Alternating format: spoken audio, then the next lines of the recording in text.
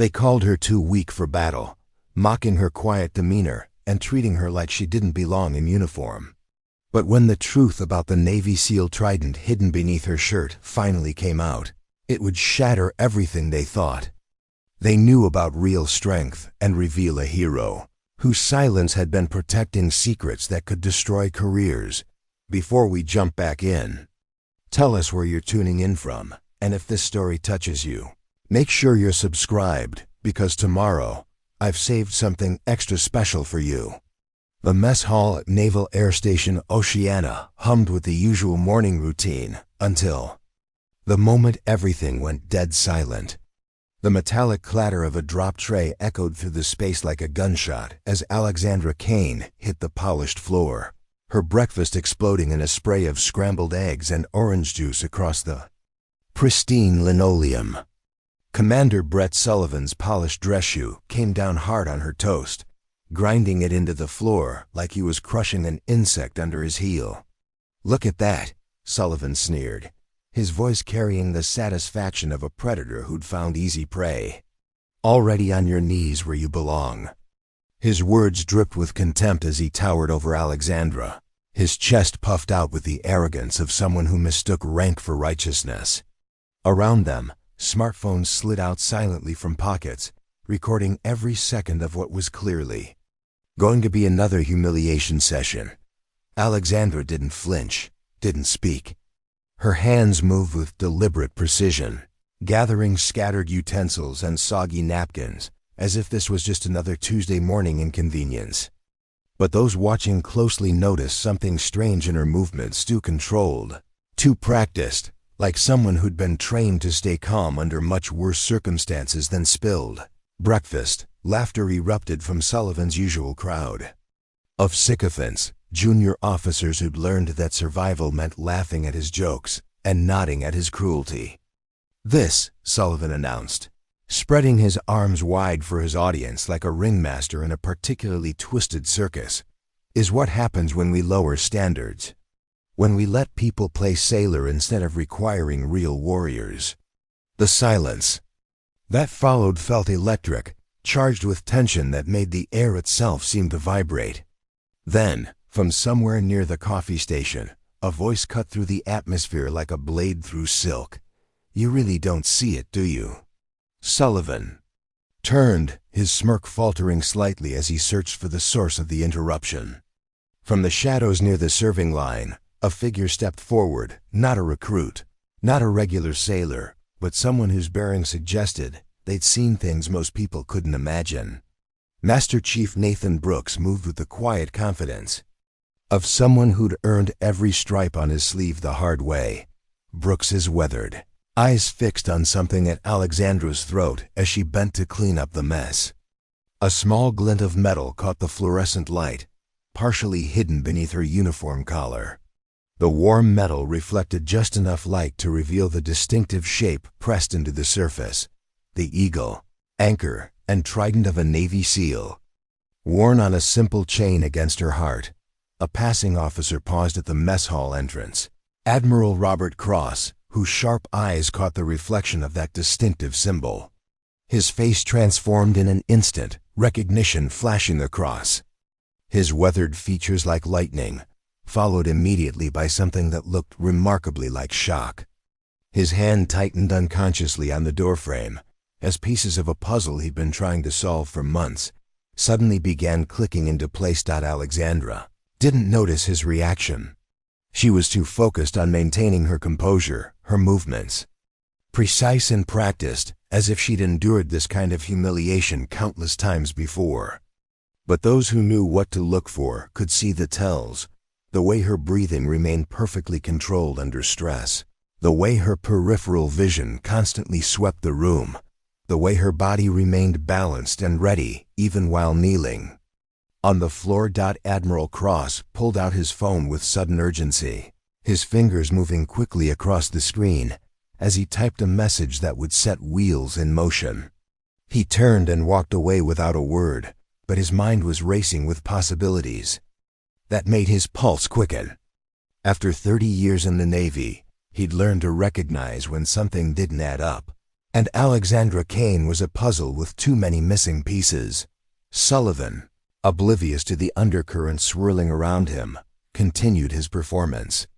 "Maybe kitchen duty will teach you some humility," he announced loudly. "Teach you what real work looks like instead of whatever game you think you've been playing." Alexandra stood slowly, her movements fluid and controlled in a way that spoke of training most people never received. She met Sullivan's eyes with a steady gaze that held depths he couldn't begin to fathom. "Yes, sir," she said quietly, her voice carrying no trace of anger or resentment. Just acceptance, as if his cruelty was merely weather to be endured. But as she turned to leave, her hand unconsciously moved to her throat, fingers brushing against the hidden trident through her uniform. It was barely noticeable, lasting less than a second, but Master Chief Brooks caught it. He'd seen that gesture before, in men and women who carried weight that couldn't be measured in pounds or explained in words. The mess hall slowly returned to its normal rhythm as Alexandra disappeared through the doors, but something had changed. Conversations resumed in hushed tones, phones were discreetly tucked away, and more than a few sailors found themselves staring at the doorway where she'd vanished, wondering what they'd just witnessed. Sullivan basked in what he assumed was victory, accepting congratulations from his followers like a conquering hero. He couldn't see the way some of the senior enlisted personnel looked at him, now not with respect, but with the kind of carefully neutral expression that meant they were filing away information for future reference. He didn't notice how Master Chief Brooks lingered near the coffee station, making mental notes about timing and witnesses and the chain of command that would need to be navigated carefully. Most importantly, Sullivan had no idea that his little performance had just triggered an investigation that would uncover truths he was completely unprepared to face. The woman he'd just humiliated carried secrets that could end careers, reveal classified operations, and transform everything everyone thought they knew about quiet strength versus loud weakness.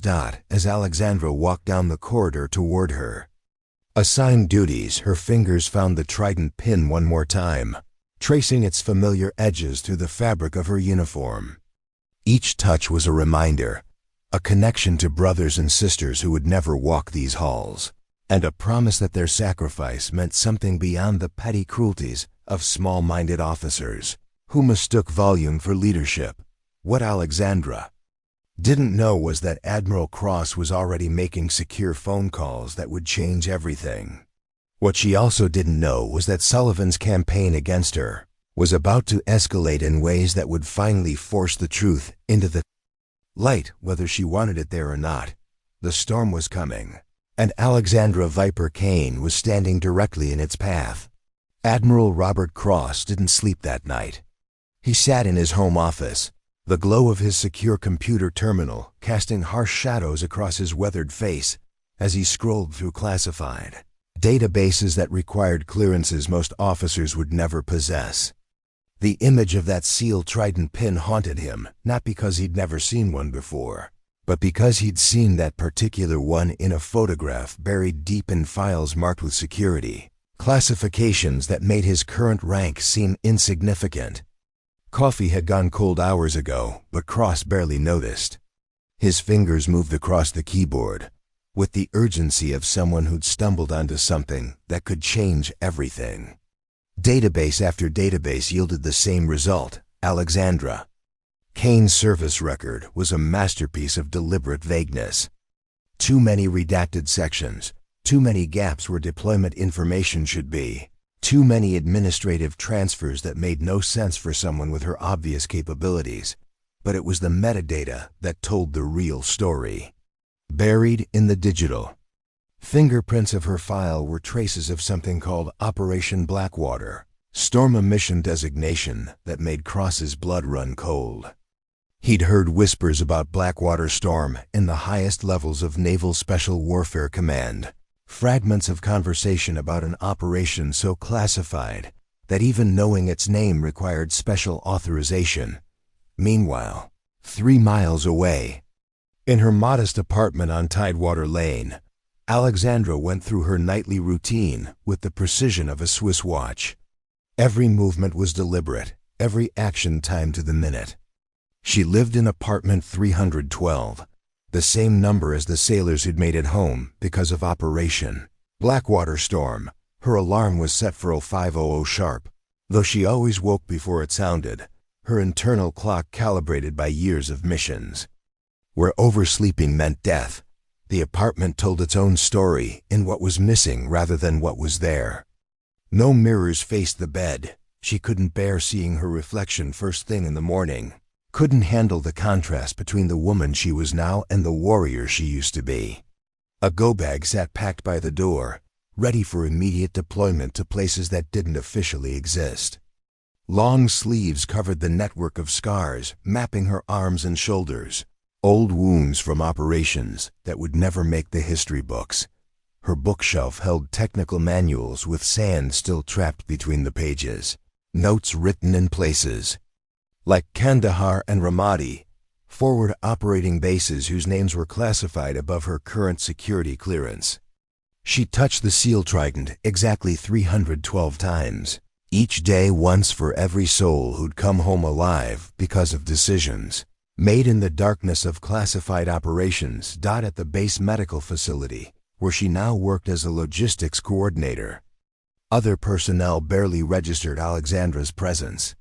She was just that quiet blonde woman who took the night shifts nobody wanted, who handled the difficult administrative tasks others avoided. Her colleagues didn't notice how she unconsciously swept rooms for threats, how she positioned herself near exits, or how her breathing never changed even during the most stressful emergencies. They didn't see the way she deliberately chose mundane assignments that kept her far from anything that might trigger memories of who she used to be. The irony wasn't lost on her. She'd gone from planning operations that shaped global politics to organizing supply closets and filing medical reports. But it was safer this way, quieter, less likely to attract the attention of people who might ask uncomfortable questions. Preparing and narrating this story took us a lot of time. So if you are enjoying it, subscribe to our channel. It means a lot to us. Now back to the story. Master Chief Brooks spent his morning quietly investigating, using the kind of careful inquiries that wouldn't trigger security protocols. 23 years in the Navy had taught him how to gather information without leaving. Fingerprints, how to ask questions that sounded casual but revealed everything he needed to know. That new girl, Kane, he mentioned to Petty Officer Lisa Chun during their coffee break. Something doesn't add up about her background. Chun nodded thoughtfully. She'd noticed it too, the way Alexandra moved through crowds without making contact. The way her eyes constantly tracked exits and potential threats. The way she seemed to know more about advanced combat medicine than someone with her official training should possess. Yesterday she corrected Dr. Martinez on a trauma procedure, Chun said quietly. Not in a show-off way, just casually mentioned a technique that saved someone's life. When he asked where she learned it, she just said, "Previous assignment," and changed the subject. Brooks filed that information away with growing concern. Alexandra Kane was either the most overqualified logistics coordinator in naval history, or she was someone whose real background had been deliberately buried under layers of administrative fiction. The pattern became clearer as the day progressed. During an emergency drill, Alexandra's response was lightning fast and perfectly executed, her movements displaying the kind of muscle memory that came from real-world crisis situations. When a junior sailor injured himself during a training exercise, she was first on scene, her assessment and treatment showing knowledge that went far beyond basic first aid. But it was her reaction to unexpected loud noises that really caught Brooks's attention. When a supply cart crashed in the corridor, Alexandra's body moved before her mind could catch up a defensive crouch. Weight shifted to the balls of her feet, hands positioned for combat that never came. The transformation lasted less than a second before she forced herself to relax, but Brooks saw it all. That evening, he made a decision that would change everything. He called Captain Maria Santos, the base's new executive officer, a woman known for her fairness and her intolerance for injustice. Santos had been at Oceana for only 2 weeks, but she'd already made it clear that she ran a professional command, where competence mattered more than politics. "Ma'am," Brooks said carefully, "I think we might have a situation that requires your attention. It involves Alexandra Kane and Commander Sullivan, but it's complicated." Santos listened to Brooks's carefully worded concerns, her expression growing more serious with each detail. She'd already noticed Sullivan's treatment of Kane, had filed away mental notes about his leadership style and his apparent need to target subordinates who couldn't fight back. But if Brooks was right, if there was more to Alexandra Kane than met the eye, then Sullivan might be making a mistake that could destroy more than just one sailor's career. "What do you need from me, Master Chief?" Santos asked. "Permission to ask some questions, ma'am, carefully, quietly, because if I'm right about this, we're dealing with something way above our pay grade." Santos gave her approval, unaware that she'd just authorized an investigation that would uncover one of the most classified operations in recent naval history.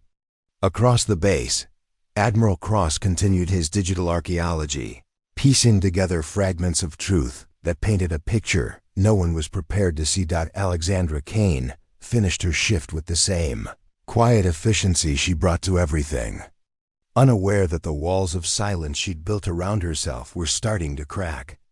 Tomorrow would bring new challenges, new opportunities for Sullivan to demonstrate his ignorance, and new chances for the truth to claw its way toward the light. The storm clouds were gathering, and everyone caught in their path was about to discover that some secrets are too powerful to stay buried forever. Alexandra's alarm sounded at exactly 0500, though her eyes had been open for the past 17 minutes, staring at the ceiling of her sparse bedroom as her mind performed the same ritual it had every morning for the past 4 years. Count the exits, assess the threats, remember the faces of those who didn't make it home. The routine never varied, carved into her consciousness by training that had transformed her from a small-town girl into something the enemy had learned to fear in. The darkness. She rose with fluid precision, her feet hitting the cold linoleum in a movement that made no sound. Even here, in the safety of her own apartment, old habits died hard. The shower lasted exactly 8 minutes, long enough to get clean, short enough to maintain situational awareness. The water temperature was set to lukewarm because luxury was a mindset she couldn't afford to cultivate, not when comfort led to complacency and complacency led to graves marked with flags. Coffee was black, always black. Not because she preferred it that way, but because sugar and cream had been luxuries in places where her team had operated, where every supply drop was a calculated risk and every resource had to be earned in blood. The toast was plain wheat, bread with peanut butter, the same breakfast she'd eaten in safe houses from Mosul to Mindanao. Simple nutrition that fueled the machine without requiring thought or preparation. As she dressed for another day of deliberate invisibility, Alexandra's fingers found the SEAL Trident hanging from its chain around her neck. The metal was warm from her body heat, worn smooth in places from years of unconscious touching. She traced its familiar edges, the eagle's outstretched wings, the anchor's solid curves, the trident's 3 sharp points that represented sea, air, and land dominance. But for Alexandra, those 3 points meant something different. The 3 teammates who died ensuring Operation Blackwater Storm's success. The drive to Naval Air Station Oceana took exactly 14 minutes, her 2003 Honda Civic navigating the route with mechanical precision. The odometer showed 186,000 miles of faithful service, rust creeping along the wheel wells like scars on metal skin. In her center console, exactly $312 in loose change rattled with each turn, not a random amount, but a deliberate reminder of the number that defined her existence. 312 coalition forces and civilians evacuated. During Blackwater Storm, 312 families. who still had their loved ones because 6 Navy SEALs had chosen duty over survival. 312 reasons to keep going when the weight of memory threatened to crush her spirit entirely. At the base, Alexandra moved through her duties like a ghost haunting the corridors of her former life. As a logistics coordinator, she managed supply chains and inventory reports. Her formidable intellect applied to mundane tasks that any competent clerk could handle. The irony was suffocating. Hands that had once assembled explosive devices in enemy territory now filled out requisition forms for office supplies. But even in this diminished role, her true nature occasionally surfaced. When Seaman Riley Foster mentioned difficulties with a complex shipping manifest, Alexandra's solution came instantly, her mind processing logistical challenges with the same tactical precision she'd once applied to mission planning. When a medical emergency erupted in the administrative wing, she was first to respond, her training taking over before conscious thought could intervene. "Where did you learn trauma medicine?" Dr. Martinez had asked after she'd stabilized a sailor who'd suffered a severe allergic reaction. "Previous assignment," Alexandra had replied, the same deflection she used whenever anyone probed too deeply into her background. Let them think she'd been a corpsman somewhere unremarkable, somewhere that wouldn't generate questions she couldn't answer. Her colleagues saw her quiet competence but missed the deeper currents running beneath the surface. They didn't notice how she positioned herself near exits during meetings, how her eyes constantly tracked movement and assessed potential threats, how she flinched almost imperceptibly when someone approached from her blind spot. These weren't quirks, they were survival adaptations carved into her nervous system by operations that officially never happened.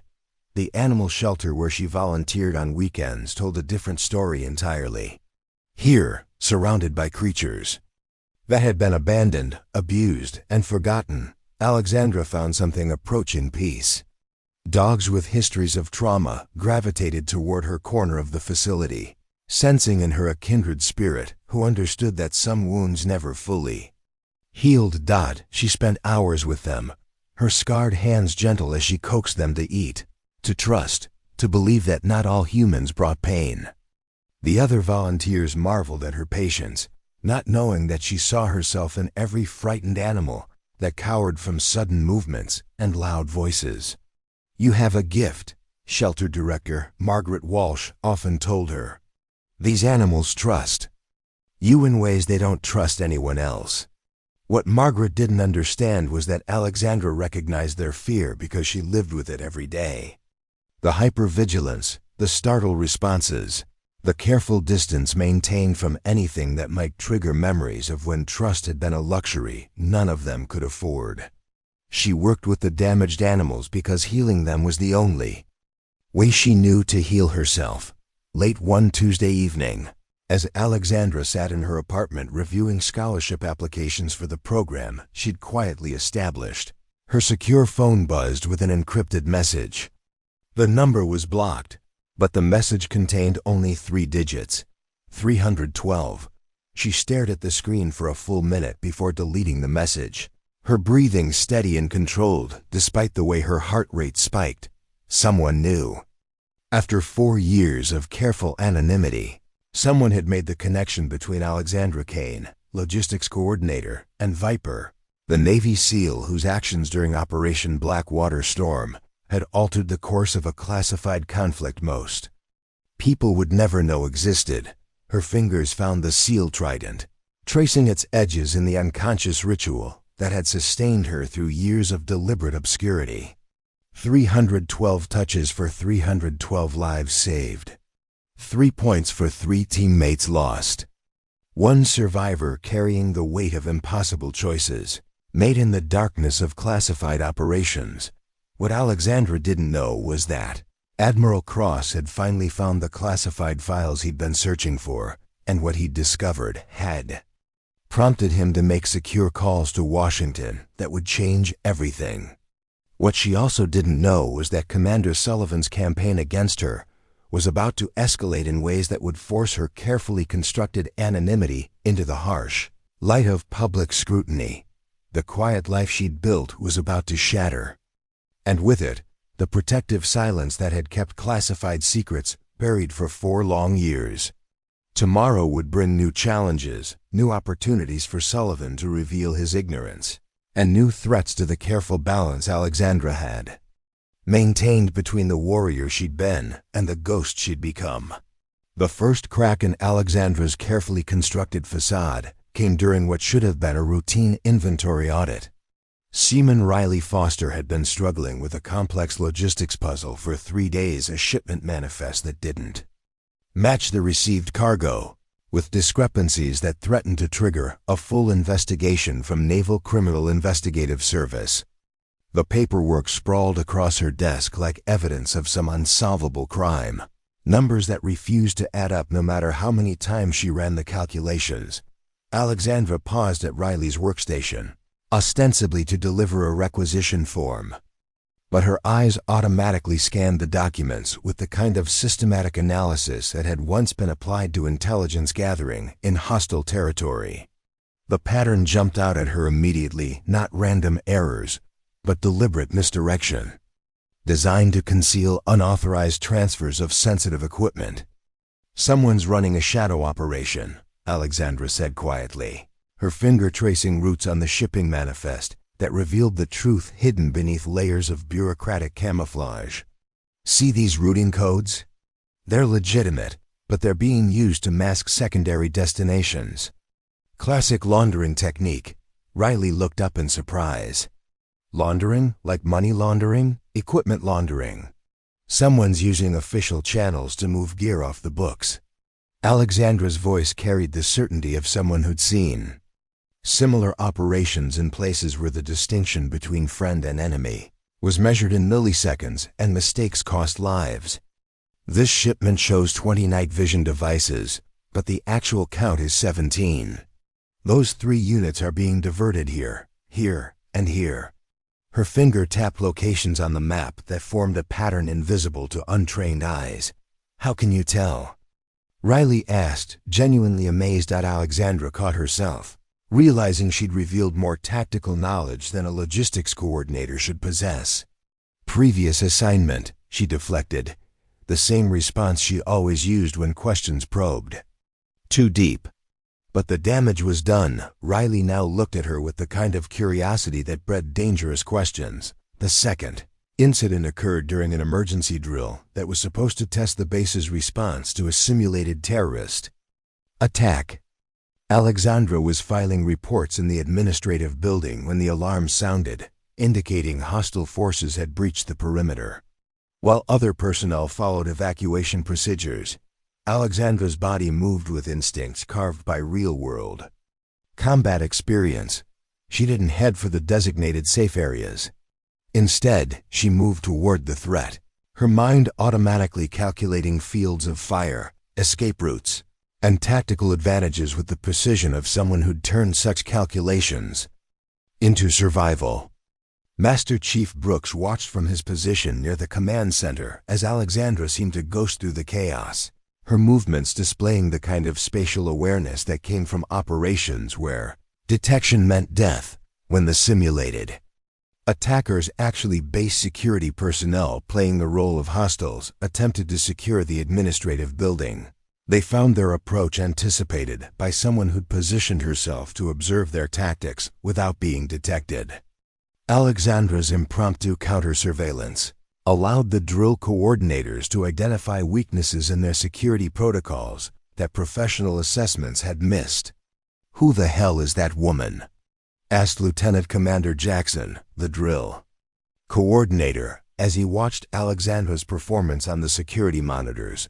Brooks pretended to check his roster. "Kane, Alexandra, logistics coordinator." "Logistics?" Jackson's eyebrows rose. "She moves like someone with advanced tactical training. Look at her positioning. She's maintaining visual contact with all approach routes while staying invisible to the assault team.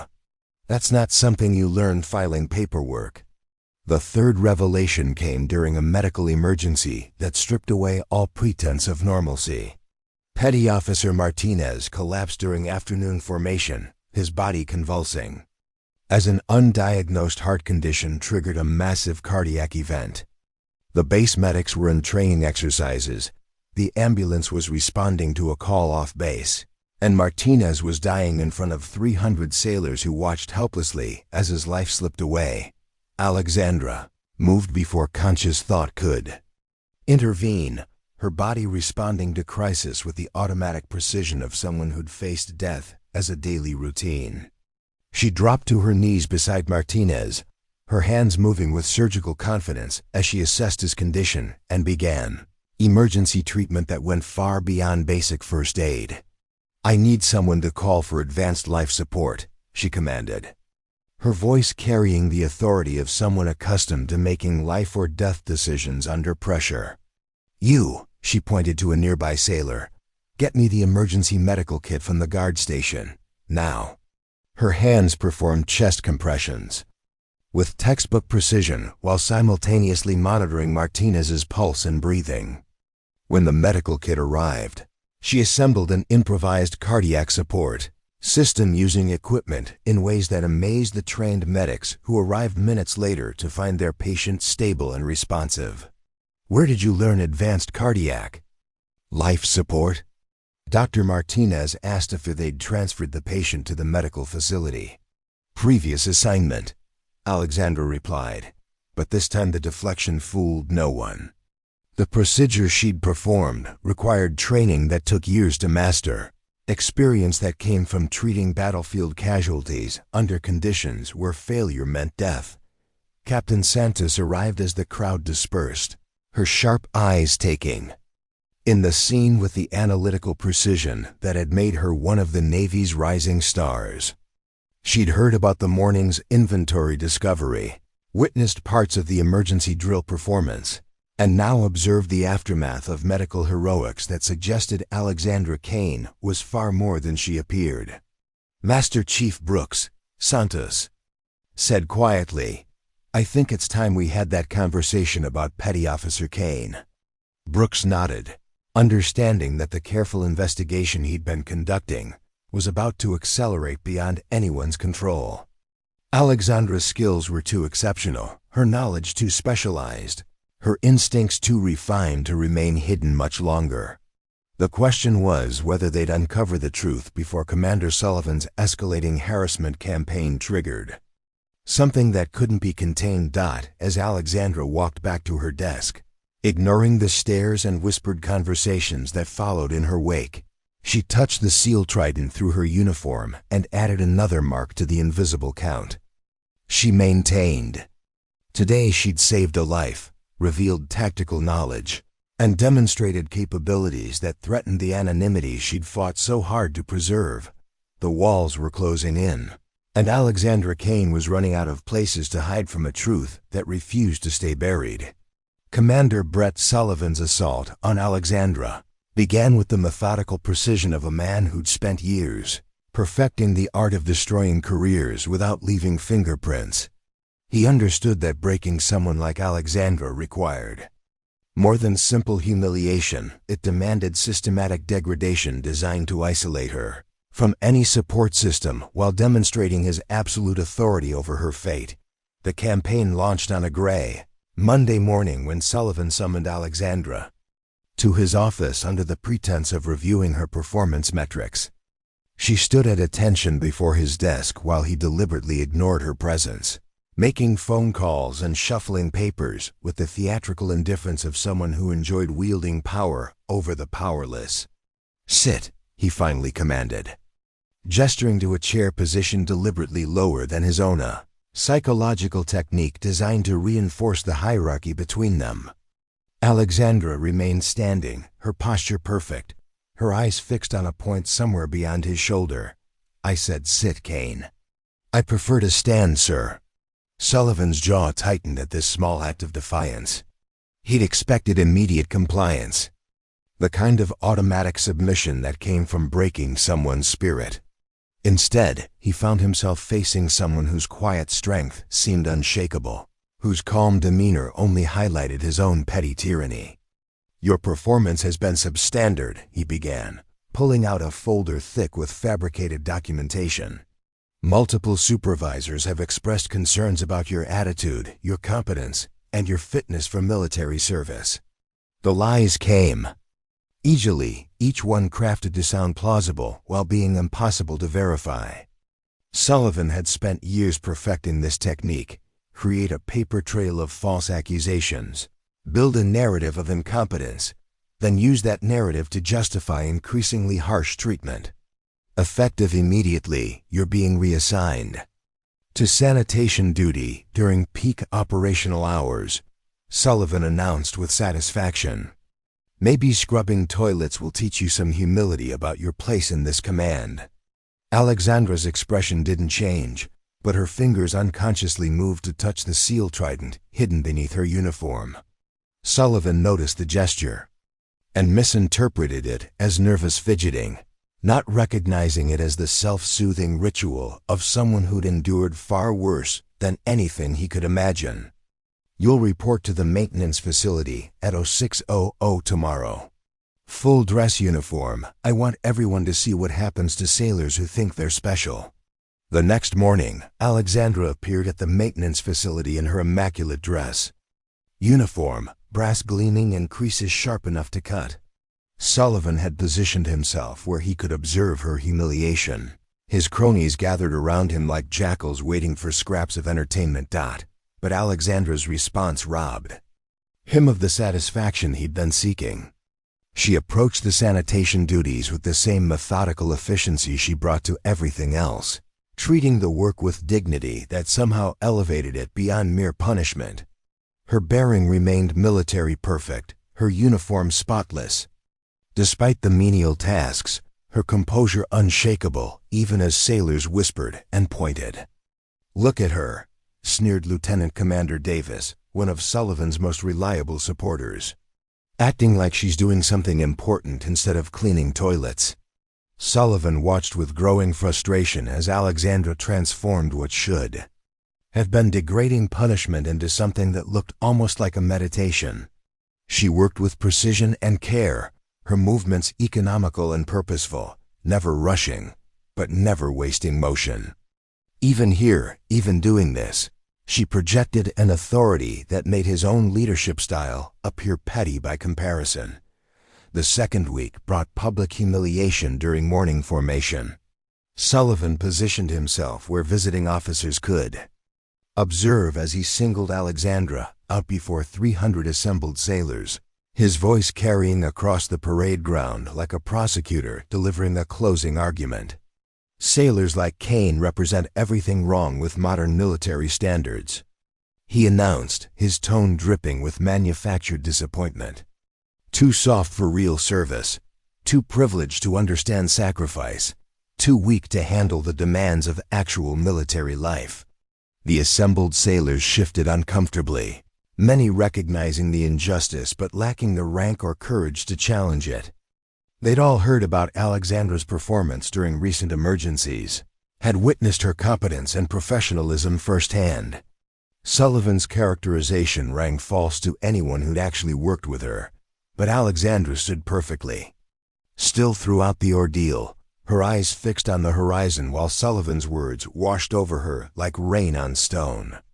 Those closest to her noticed the familiar tell-her fingers moving against her chest, tracing the outline of something hidden beneath her uniform in a pattern that seemed to provide strength. "Real warriors don't hide behind paperwork and administrative duties," Sullivan continued, warming to his theme. "They face challenges head-on, prove themselves under pressure, demonstrate the kind of strength that builds fighting forces instead of weakening them." The irony of his words was lost on Sullivan, but not on Master Chief Brooks, who watched from the formation's edge with growing disgust. Here was a man who'd never seen combat, lecturing someone whose true background he couldn't begin to comprehend, criticizing qualities he lacked the experience to recognize. Captain Santos observed from the reviewing platform, her analytical mind cataloging every word for future reference. She'd been conducting her own quiet investigation into Sullivan's leadership methods, and what she'd discovered painted a picture of systematic abuse, disguised as military discipline. The third week brought isolation. as Sullivan used his influence to ensure Alexandra was excluded from any assignment that might showcase her abilities. He reassigned her to a windowless basement office where she processed routine paperwork, while more complex tasks went to less qualified personnel. The message was clear: demonstrate your uselessness by being forced into useless work. But even here, Alexandra's competence shone through. She completed tasks with efficiency that made others look slow by comparison, organized systems that had been chaotic for years, and somehow managed to be helpful despite being deliberately marginalized. Her quiet professionalism stood in stark contrast to Sullivan's increasingly desperate efforts to break her spirit. Late one evening, as Alexandra worked alone in her basement exile, her secure phone buzzed with another encrypted message. "The storm is coming, Viper. Be ready." She deleted the message immediately, but couldn't shake the feeling that forces beyond her control were moving pieces on a board. She could no longer see. What she didn't know was that Admiral Cross had finally completed his investigation, uncovering truths that would transform everything everyone thought they knew about quiet strength versus loud weakness. Tomorrow would bring new challenges, new opportunities for Sullivan to reveal his ignorance, and new threats to the careful balance that kept classified secrets buried in administrative anonymity. Master Chief Nathan Brooks had seen enough. 23 years of Navy service had taught him to recognize the difference between legitimate military discipline and petty tyranny, and what he witnessed daily was making his blood boil. Sullivan's treatment of Alexandra Kane went beyond any reasonable definition of leadership, crossing into territory that reminded Brooks of the worst kind of officers, those who confused authority with abuse and mistake volume for strength. The breaking point came during his morning coffee ritual in the enlisted mess. Seaman Riley Foster approached his table with the hesitant manner of someone carrying dangerous information, her voice barely above a whisper as she glanced around to ensure they weren't overheard. "Master Chief, I need to tell you something about Petty Officer Kane," Riley began, her hands nervously gripping her coffee cup. "Yesterday, when she helped me with that logistics problem, she didn't just solve it, she identified a pattern that suggested someone was running unauthorized equipment transfers through our supply chain." Brooks leaned forward, his interest sharpening. "What kind of pattern?" "The kind that NCIS investigates," Riley said quietly. She spotted discrepancies that our auditors missed, traced routing codes that revealed secondary destinations, and identified a laundering operation that had been running for months. When I asked who she knew, she just said, "Previous assignment," and walked away. "Previous assignment where?" Brooks pressed. "That's just it, Master Chief. I looked up her service record, what I could access anyway. It's mostly redacted. Deployment dates, unit assignments, specialized training, all classified above my clearance level. What logistics coordinator needs that kind of security classification?" Brooks felt pieces of a puzzle clicking into place. The tactical awareness during emergency drills, the advanced medical knowledge, the instinctive threat assessment that seemed hardwired into Alexandra's nervous system. None of it made sense for someone with her official background. That afternoon, he requested a private meeting with Captain Maria Santos. Her office was a study in efficiency. Awards and commendations arranged with military precision alongside photographs from deployments that had clearly tested her leadership under fire. Santos possessed the kind of credibility that came from proving herself in situations where competence was measured in lives saved rather than paperwork processed. "Master Chief, what can I do for you?" Santos asked, gesturing to the chair across from her desk. Brooks chose his words carefully, knowing that what he was about to share could trigger investigations that reached far beyond their small command. "Ma'am, I believe we have a situation involving Petty Officer Kane that requires careful attention. Commander Sullivan's treatment of her appears to be disproportionate to any legitimate disciplinary concerns." Santos nodded slowly. She'd been observing Sullivan's campaign against Alexandra with growing concern, noting how his harassment seemed designed more to satisfy some personal vendetta than to address any real performance issues. "I've noticed that myself, Master Chief. What specific concerns do you have?" "Kane's capabilities don't match her official assignment, ma'am.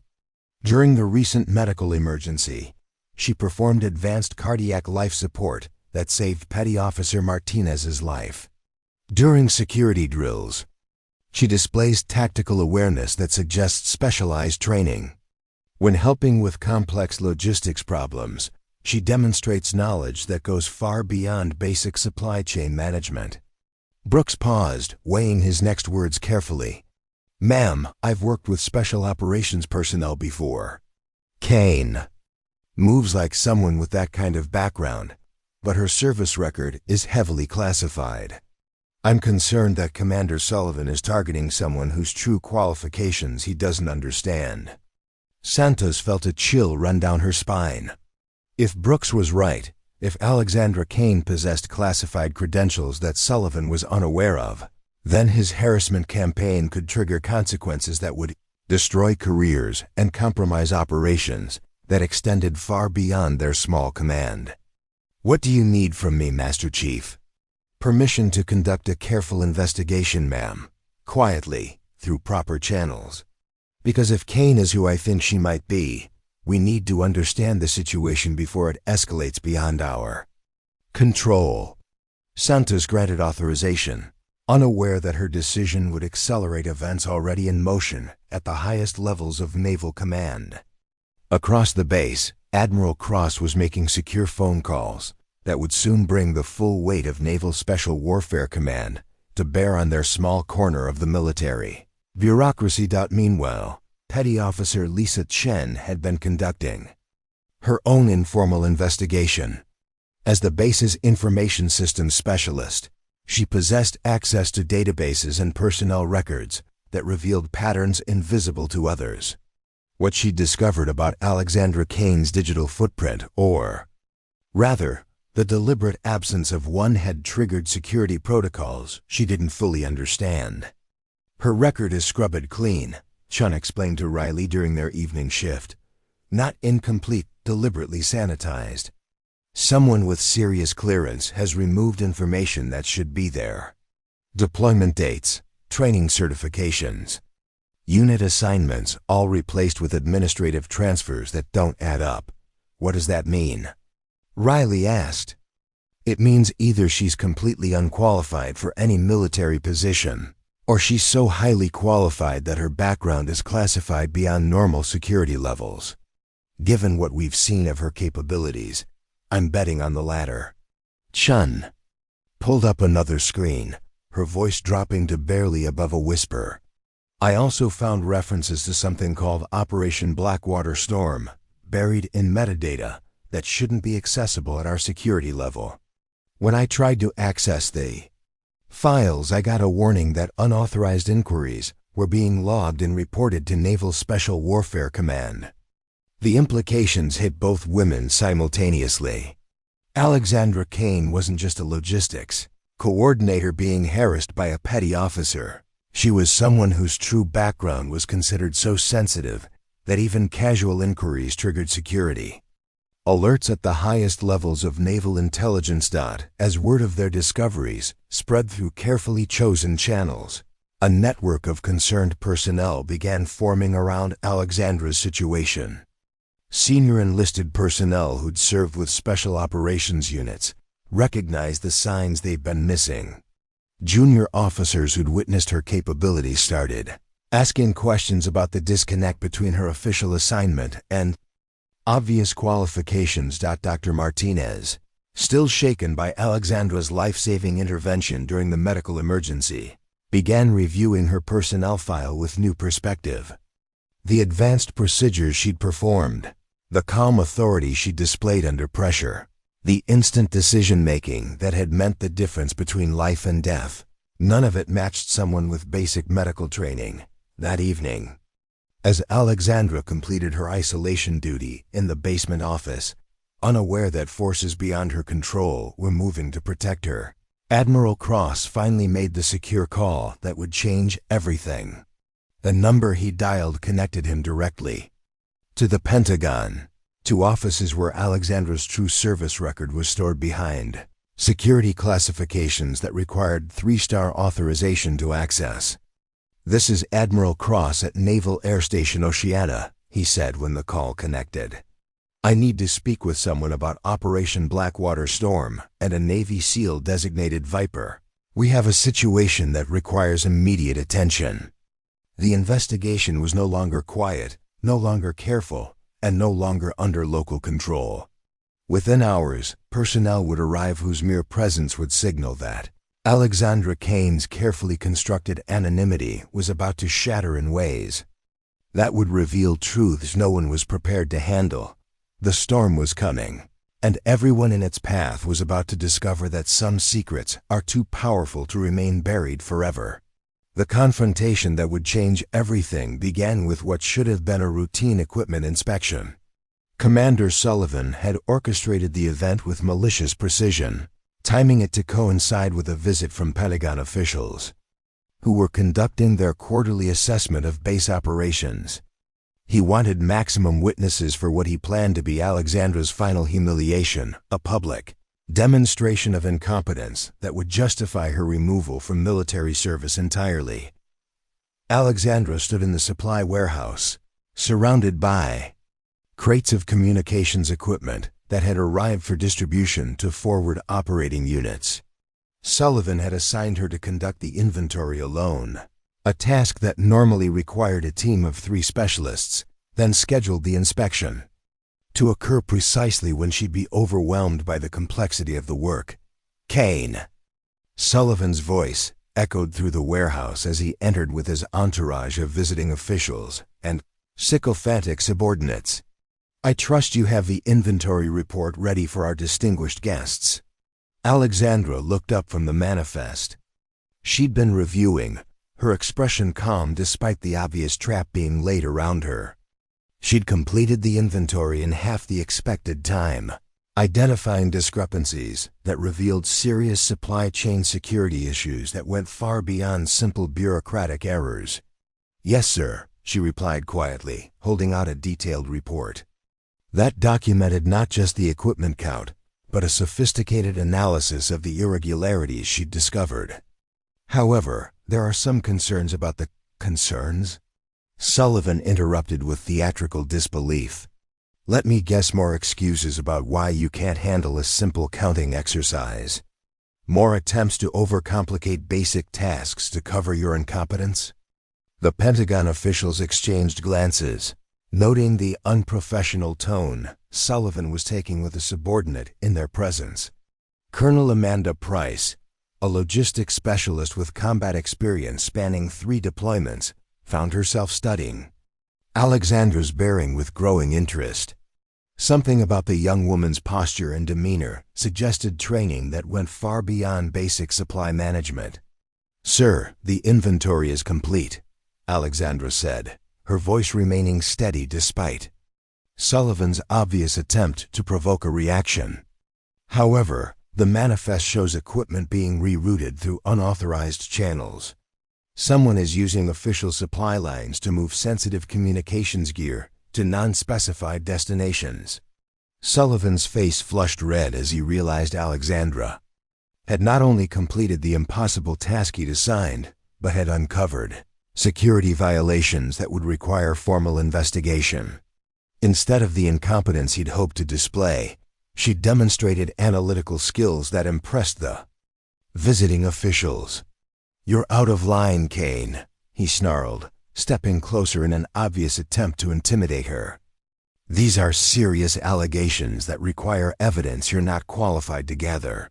Stop trying to make yourself seem important by creating problems that don't exist."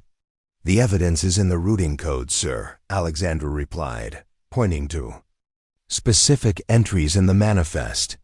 "Pattern analysis shows equipment being diverted here, and here." She indicated locations on the shipping documentation, creating a supply network that bypasses normal accounting procedures. Colonel Price moved closer to examine the documents, her expert eye immediately recognizing the sophisticated analysis Alexandra had performed. This wasn't the work of someone with basic training. This was the kind of detailed intelligence assessment that required specialized education and significant field experience. "This is quite thorough," Colonel Price said, her voice carrying genuine admiration. "Where did you learn pattern analysis at this level?" Before Alexandra could deliver her standard deflection, Sullivan exploded with rage that had been building for weeks. His campaign of harassment wasn't achieving the desired results, and now Alexandra was making him look incompetent in front of senior officers whose opinions could affect his career. "Previous assignment," he mocked, his voice rising to a near shout. "Always previous assignment with you, isn't it, Kane? What previous assignment? What unit? What deployment?"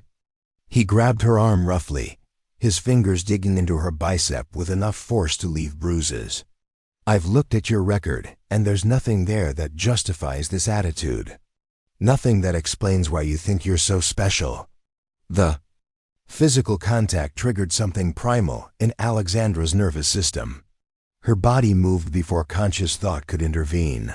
Years of combat training taking over in an instant of lightning-fast defensive reaction.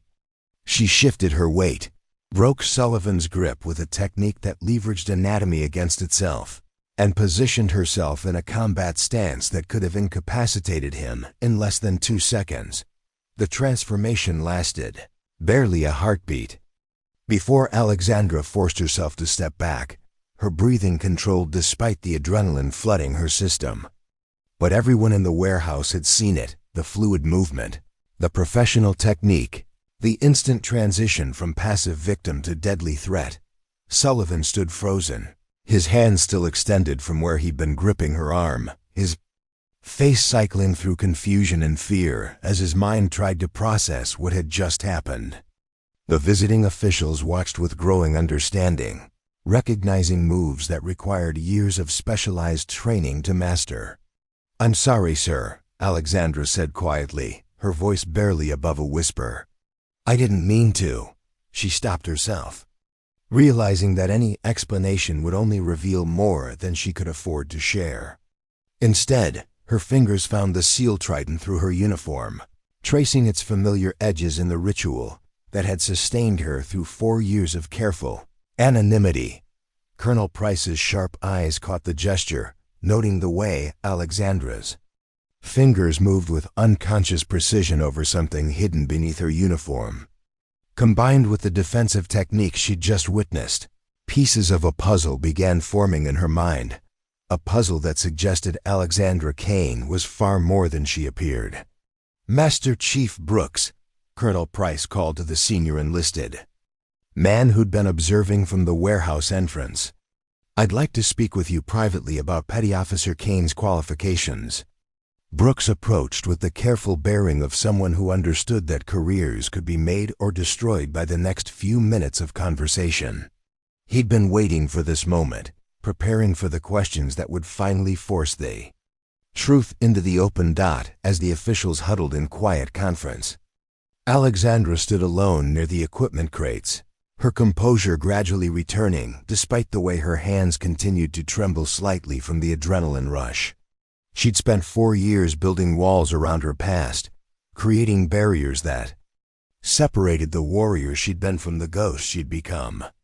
In one moment of instinctive reaction, those walls had begun to crumble. Sullivan watched from across the warehouse, his earlier confidence replaced by growing unease as he observed the way the Pentagon officials were studying Alexandra with new interest. Something had shifted in the room's dynamics, and he found himself wondering if his campaign against her had just triggered consequences he wasn't prepared to face. The breaking point had been reached, and there would be no going back to the careful anonymity that had protected classified secrets for 4 long years. Tomorrow would bring new challenges, new questions, and new threats to the balance Alexandra had maintained between memory and mission, between the truth she carried and the lies that kept everyone safe. Admiral Cross's secure call to the Pentagon had triggered a cascade of events that reached the highest levels of Naval Special Warfare Command. Within 12 hours of his inquiry about Operation Blackwater Storm, classified files that had been sealed for 4 years were being reviewed by personnel whose security clearances existed in realms most military officers never knew existed. Captain Maria Santos received the call at 0300, jerking her from deep sleep with the kind of urgency that meant careers were about to be made or destroyed. The voice on the other end belonged to Admiral Rebecca Hayes, Deputy Director of Naval Special Warfare, a woman whose reputation for protecting classified operations was matched only by her intolerance for stupidity that threatened operational security. Captain Santos, you have a situation at your command that requires immediate attention, Admiral Hayes said without preamble. We're sending a team to brief you on matters related to Petty Officer Alexandra Kane.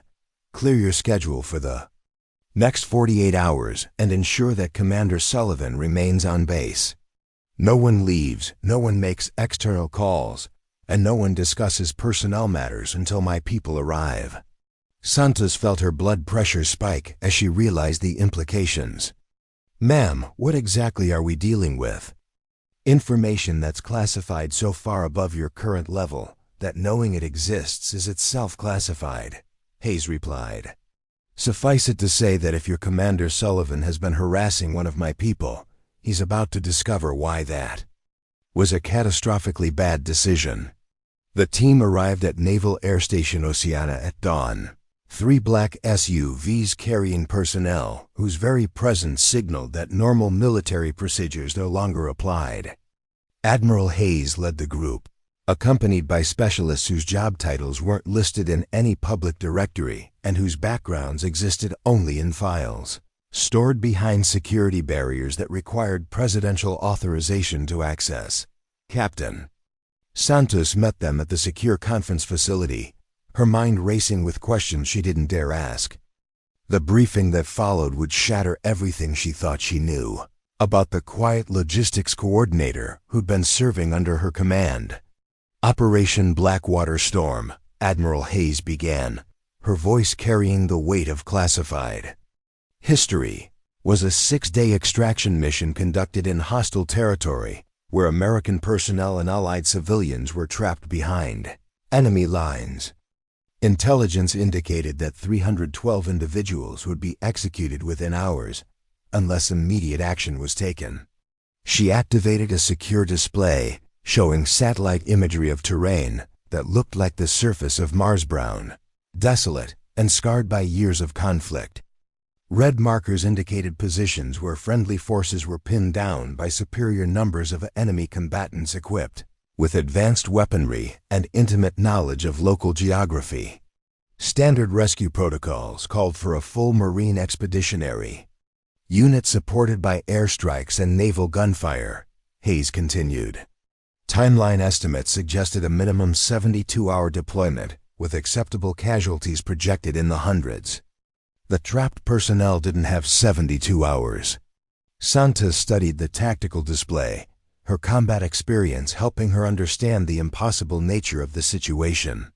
Extracting 312 people from that kind of hostile environment would require resources and time that simply weren't available. Naval Special Warfare Command authorized a high-risk alternative, Hayes said, her voice dropping to barely above a whisper. A 6-person SEAL team would infiltrate behind enemy lines, establish a defensive perimeter around the trapped personnel, and hold that position until conventional forces could arrive for extraction. The next slides showed personnel files with most information redacted, but Santos could see enough to understand. She was looking at elite operators whose capabilities existed at the extreme edge of human possibility. One file caught her attention, a young woman whose photograph showed intelligent eyes and determined expression beneath the designation VIPER. The team leader was Petty Officer First Class Alexandra Kane, Calcine Viper, Hayes revealed, and Santos felt the world tilt on its axis.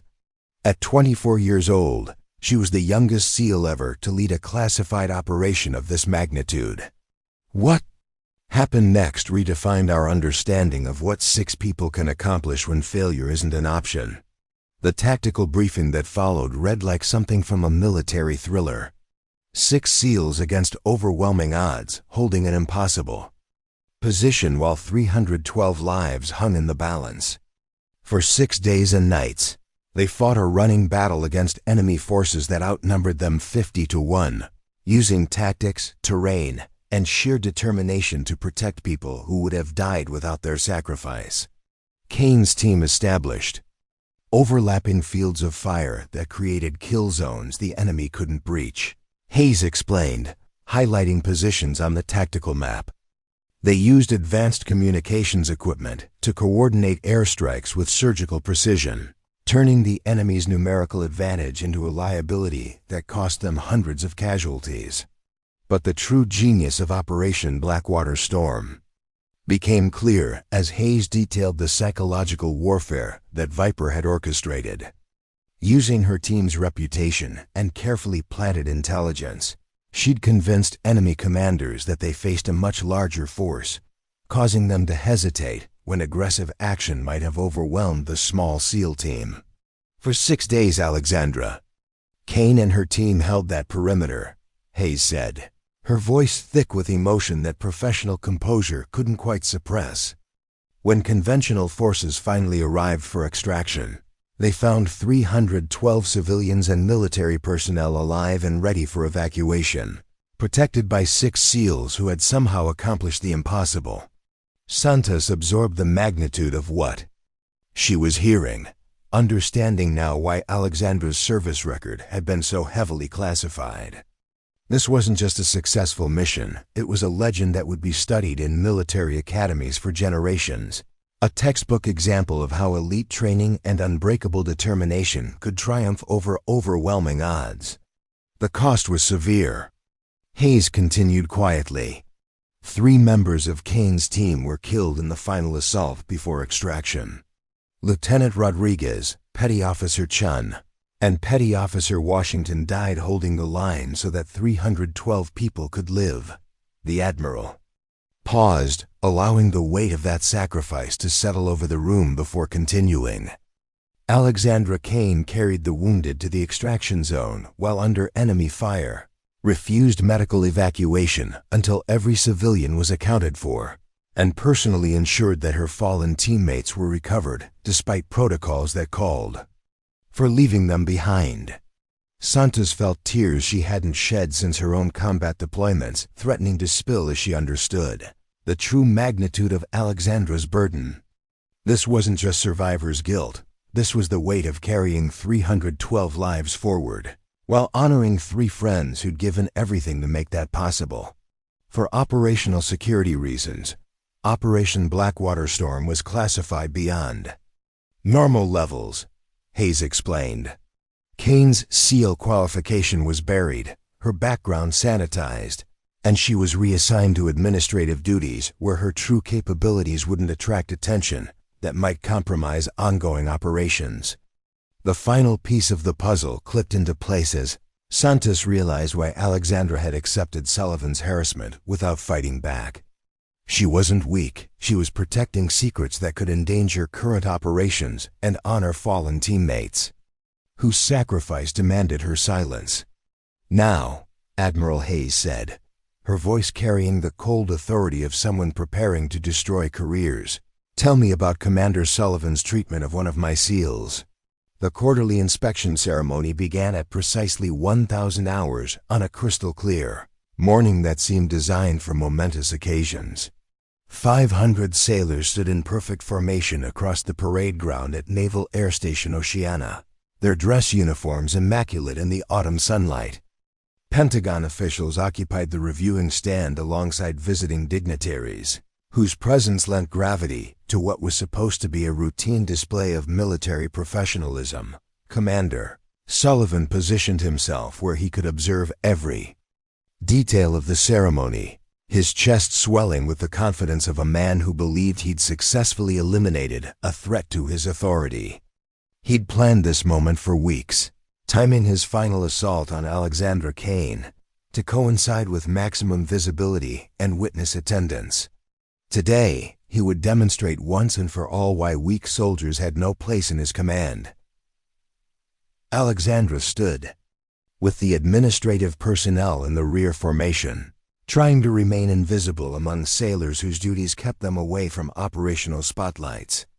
She touched the SEAL Trident through her uniform, completing the 312th touch of the day, each one a silent prayer for teammates who would never stand at attention again.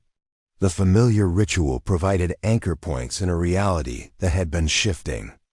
Beneath her feet for days, the ceremony proceeded normally for the first hour as officials reviewed equipment, examined facilities, and took notes on clipboards that would generate reports no one would read. But there was an undercurrent of tension that experienced personnel could feel like electricity in the air. Too many senior officers present for a routine inspection. Too many security personnel positioned at strategic locations. Too many indicators that something significant was about to happen. Sullivan made his move during the formal address portion of the ceremony, stepping forward with the theatrical confidence of someone who believed he controlled the narrative about to unfold. "Distinguished guests," he announced, his voice carrying across the parade ground with practiced authority, "I want to address a serious issue that affects the readiness and integrity of our fighting forces." He gestured toward Alexandra's position in the rear formation, and 500 heads turned to follow his indication.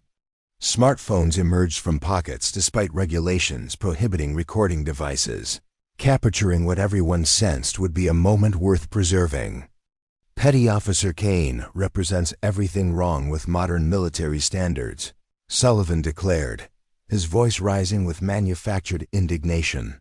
Too soft for real service, too privileged to understand sacrifice, too weak to handle the demands that separate warriors from pretenders. The assembled sailors shifted uncomfortably, many recognizing the injustice but lacking the authority to challenge it. They'd witnessed Alexandra's competence firsthand, had seen her save lives and solve problems that stumped more senior personnel. Sullivan's characterization rang hollow to anyone who actually worked with her. "Real warriors prove themselves under fire," Sullivan continued, warming to his theme while oblivious to the storm gathering around him. "They demonstrate strength through action, not through hiding behind paperwork and administrative duties. They face challenges instead of making excuses about why they can't meet basic military standards." Alexandra stood perfectly still throughout the ordeal, her eyes fixed on a point beyond the horizon while Sullivan's words washed over her like rain on stone.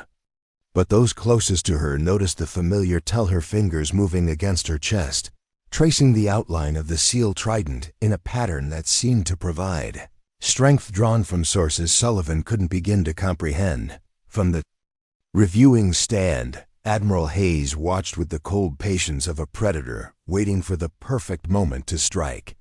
She'd seen enough, heard enough, documented enough evidence to ensure that Sullivan's career would end before the sun set. But she wanted him to complete his performance, to reveal the full scope of his ignorance before she administered justice that would echo through the naval community for years.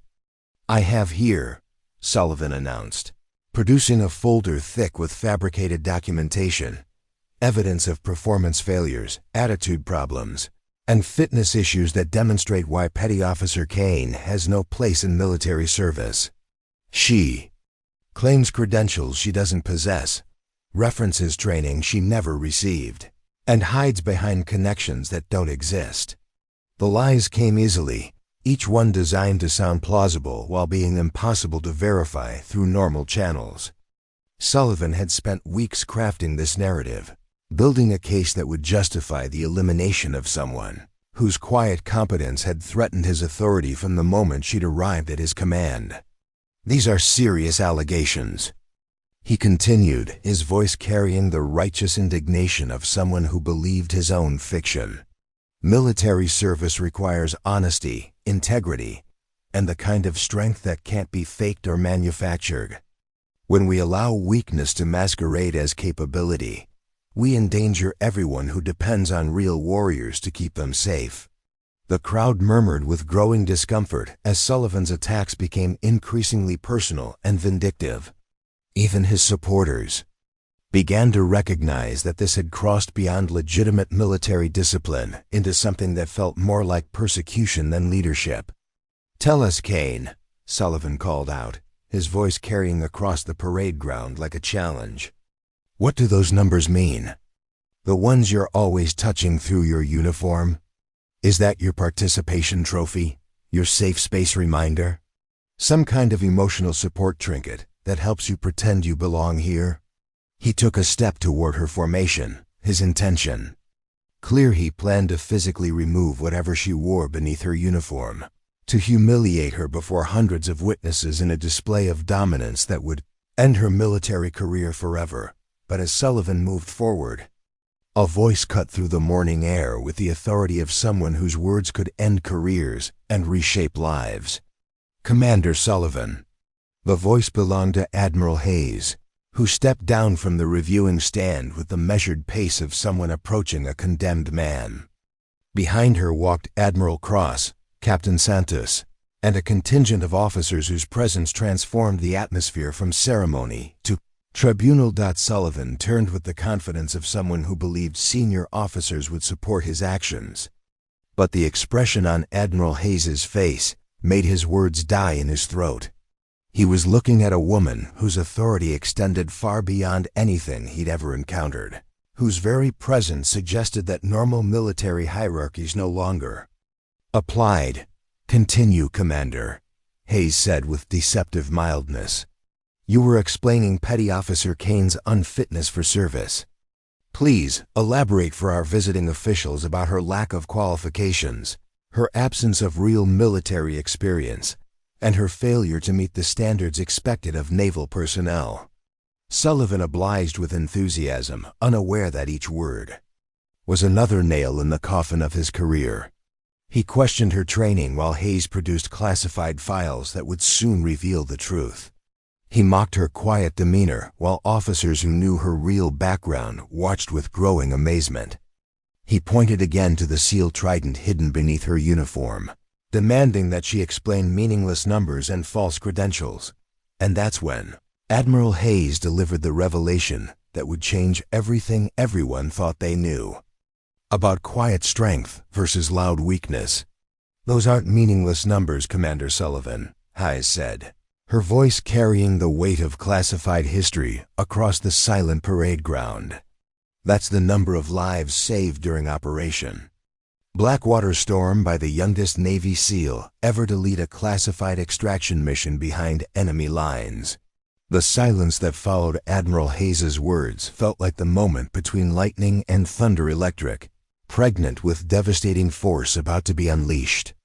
500 sailors stood frozen in formation, their minds struggling to process the magnitude of what they'd just heard. Commander Sullivan's face cycled through emotions like a malfunctioning display: confusion, disbelief, and dawning horror as the implications of his mistake began to penetrate his consciousness. "What?" Sullivan whispered, his voice barely audible across the parade ground. Admiral Hayes stepped closer, her weathered face carrying the kind of authority that came from making life and death decisions in places most people couldn't imagine. Behind her, Admiral Cross produced a tablet displaying classified documents, whose very existence required security clearances that Sullivan didn't possess. "Petty Officer First Class Alexandra Kane, Calcine Viper," Hayes announced, her voice carrying clearly to every corner of the formation. "Naval Special Warfare Command, SEAL Team designation classified.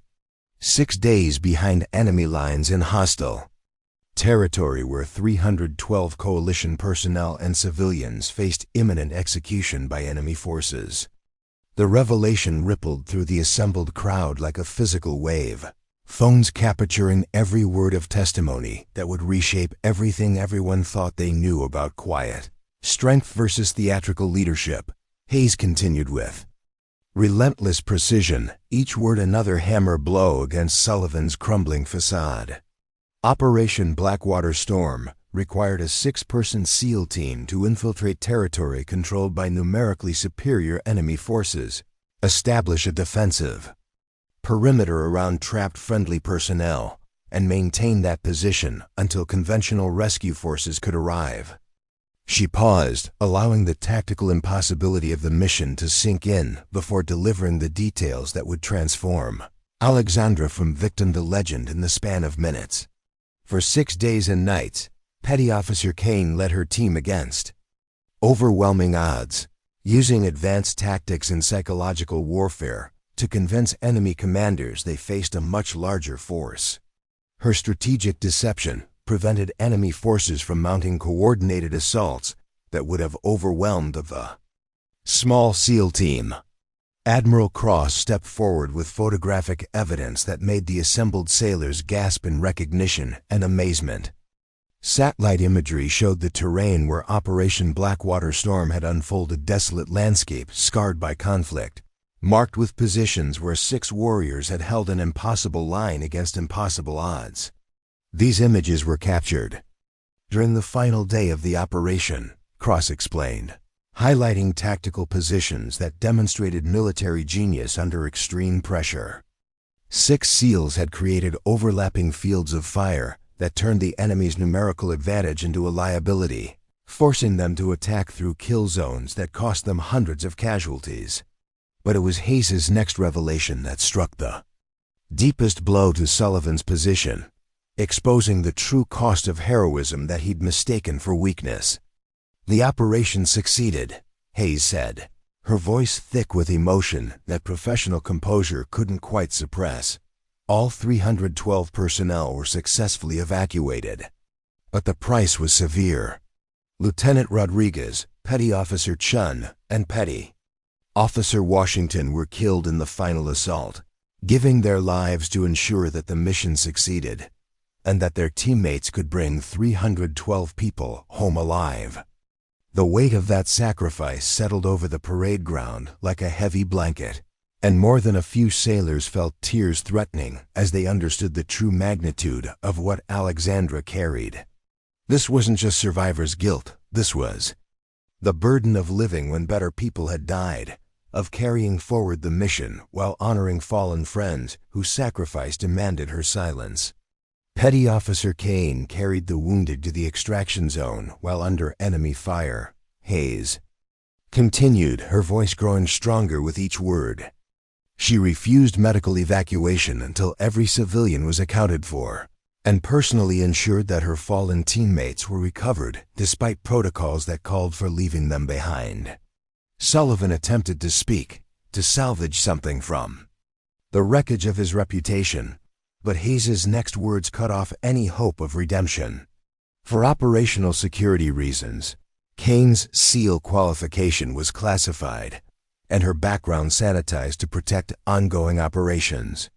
She was reassigned to administrative duties where her exceptional capabilities wouldn't attract attention that might compromise classified missions involving personnel still deployed in hostile areas. The Admiral turned to face Sullivan directly, her expression carrying the cold fury of someone who'd witnessed genuine heroism being attacked by petty ignorance. "And you, Commander Sullivan, have spent months systematically harassing one of the finest warriors ever to serve this country, mistaking her silence for weakness and her discretion for incompetence." Hayes produced another tablet, this one displaying Sullivan's complete service record in stark contrast to the heroism they'd just revealed. 22 years of administrative positions, 0 combat deployments, 0 lives saved under fire, 0 understanding of what real military service requires. You've built your career attacking subordinates who couldn't fight back, mistaking volume for leadership and cruelty for strength. The assembled crowd watched Sullivan's face as the full scope of his mistake became clear. He'd targeted someone whose single classified operation had accomplished more than his entire career, whose quiet competence had been shaped by experiences that would have broken lesser individuals. Captain Santos stepped forward with documentation that would ensure Sullivan's career ended before the sun set. "Commander Sullivan, you're hereby relieved of command pending investigation into harassment, conduct unbecoming an officer, and failure to maintain proper military standards. You will confine yourself to quarters until transfer orders arrive. But Admiral Hayes wasn't finished. She approached Alexandra's position in the formation, her expression softening as she addressed someone whose heroism had been deliberately hidden for 4 long years. "Petty Officer Kane," Hayes said, her voice carrying respect that made 500 sailors straighten in recognition. "Your service during Operation Blackwater Storm exemplifies the highest traditions of naval special warfare. Your silence has protected classified operations and honored your fallen teammates, but that silence ends today." Alexandra stood perfectly still, her eyes reflecting depths that suddenly made sense to everyone watching. The quiet strength they'd observed, the tactical awareness, the medical knowledge, the instinctive competence under pressure, all of it now understood as the natural result of training that transformed ordinary people into extraordinary warriors. "Secretary of the Navy has authorized me to present you with recognition that was classified for 4 years, but can now be acknowledged," Hayes announced. "The Navy Cross for extraordinary heroism in combat operations that saved 312 lives at the cost of personal sacrifice, that exemplifies the finest traditions of military service." As Hayes pinned the medal to Alexandra's uniform, the assembled formation erupted in applause that seemed to shake the very foundations of the base. But Alexandra's response was characteristically simple, her voice carrying clearly across the now silent parade ground. "Thank you, Admiral, but this belongs to Rodriguez, Chen, and Washington. They're the ones who earned it."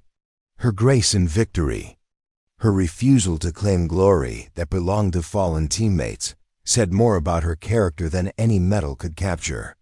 Here was someone who understood that true strength doesn't announce itself, it simply continues, measured in lives saved and promises kept. As the ceremony concluded and the crowd dispersed, Sullivan slunk away to face consequences that would follow him for the rest of his shortened career. But Alexandra remained, surrounded by sailors who now understood they'd been privileged to serve, alongside a living legend whose heroism had been hidden in plain sight. The truth was finally revealed. Justice had been served, and everyone involved had learned a lesson about the difference between genuine strength and theatrical weakness that they would never forget. 6 months after Commander Sullivan's disgraceful transfer to a supply depot in the Aleutian Islands, Naval Air Station Oceana had transformed into something extraordinary. The toxic atmosphere he'd cultivated had been replaced by professional excellence that drew visitors from across the naval community, all eager to understand how one command had achieved such dramatic improvements in morale, efficiency, and operational readiness. Alexandra Kane stood before the first class of the Blackwater Initiative, a specialized training program she'd reluctantly agreed to develop after months of pressure from Naval Special Warfare Command. The faces looking back at her were young, eager, unmarked by the weight of impossible choices made in hostile territory. They reminded her of herself at 22, before Operation Blackwater Storm had transformed her understanding of what service truly meant. "The numbers on this pin," she began, touching the SEAL Trident that now hung openly above her ribbons, "represent 312 lives saved and 3 lives lost. Your job is to understand that those numbers don't represent a choice between success and failure. They represent the mathematics of sacrifice that defines military service at its highest level." The classroom was silent except for the scratch of pens on paper as students took notes that would shape their understanding of leadership under pressure. These weren't ordinary trainees, they were hand-selected personnel from across the naval community, chosen for their potential to handle classified operations that required both exceptional skill and unshakable integrity. Lieutenant Rodriguez held his position for 18 hours with shrapnel in his shoulder because he understood that his personal comfort mattered less than the 312 people counting on him to maintain the perimeter. Alexandra continued, her voice carrying the weight of memory that 4 years of silence had only deepened. Petty Officer Chun performed emergency surgery while mortar rounds were falling because she knew that her fear mattered less than the wounded who needed her expertise to survive. She paused, allowing the weight of those examples to settle before delivering the lesson that had taken her years to understand. Petty Officer Washington gave me his blood when our medical supplies ran low because he understood that individual survival mattered less than collective mission success. They didn't die so that heroes could be made. They died so that 312 families could remain whole, so that 312 futures could continue, so that the work of protecting innocent people could go on. Master Chief Brooks watched from the back of the classroom, marveling at the transformation he'd witnessed over the past months. The quiet, haunted woman who'd endured Sullivan's harassment had evolved into something magnificent, a teacher whose lessons were carved from experience that couldn't be found in textbooks, a leader whose authority came from having paid prices that most people couldn't imagine. The Blackwater Initiative represented more than just advanced military training. It was Alexandra's attempt to ensure that future operators would have the tools her team had lacked, the preparation that might prevent other units from facing the impossible choices that had defined Operation Blackwater Storm. When you graduate from this program, Alexandra told her students, you won't just be warriors. You'll be guardians of possibility, protectors of potential, carriers of a mission that extends far beyond any single battlefield. Each life you save will touch others, in turn, creating ripples that spread through generations in ways you may never see, but will always matter. The program's curriculum went far beyond traditional military training. Students learned advanced medical procedures alongside tactical operations, studied psychological warfare alongside team dynamics, and practiced decision-making under pressure. That tested not just their skills, but their character. The goal wasn't to create perfect soldiers, it was to develop complete human beings who could carry impossible burdens without breaking under the weight. Dr. Martinez had become one of the program's most enthusiastic supporters after witnessing how Alexandra's teaching methods produced medics whose capabilities far exceeded traditional standards. Her students didn't just memorize procedures, they understood the human cost of failure and the sacred responsibility that came with holding other people's lives in their hands. She's not just teaching them how to save lives, Martinez explained, to visiting officials.